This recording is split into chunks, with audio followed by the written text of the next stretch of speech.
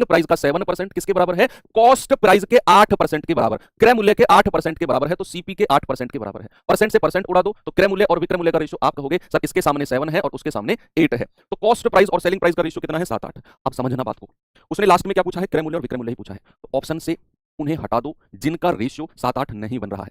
जिनका रेशियो 7-8 नहीं बन रहा है उनको हटा दो। आप कहेंगे सर 5 सत्ते 35 और 5 अट्ठे 40, सर ये तो 7-8 बन रहा है, बिल्कुल ठीक है। अगर मैं 2-2 जीरो हटा दूं, सर ये भी 7-8 बन रहा है, बिल्कुल ठीक है। क्या सर ये 7-8 बन रहा है? जीरो से जीरो हटा दूंगा, 80 और 95 का रेशियो कभी 7-8 नहीं बनेगा। जीरो से जीरो हटा दूं तो 35 और 70 का रेशियो तो 1 और 2 होता है, तो भैया ऑप्शन डी भी मेरा गलत है। अब मुझे दो ऑप्शन मिल गए, दो ऑप्शन मिल गए। अब सवाल कहता है कि यदि विक्रय मूल्य का 9% क्रय मूल्य के 10% से 2 रुपए ज्यादा है, सपोज अगर मैं ऑप्शन ए मानता हूं कि भाई 350 क्रय मूल्य है और 400 रुपए विक्रय मूल्य है, मान लिया। अब कह रहा है विक्रय मूल्य का 9%, तो इसका 9% निकालना जरा कितना होता है? ये होता है 36। कितना होता है? 36। और क्रय मूल्य के 10% निकालना जरा, इसका 10% कितना होता है? इसका 10% हो जाएगा 35।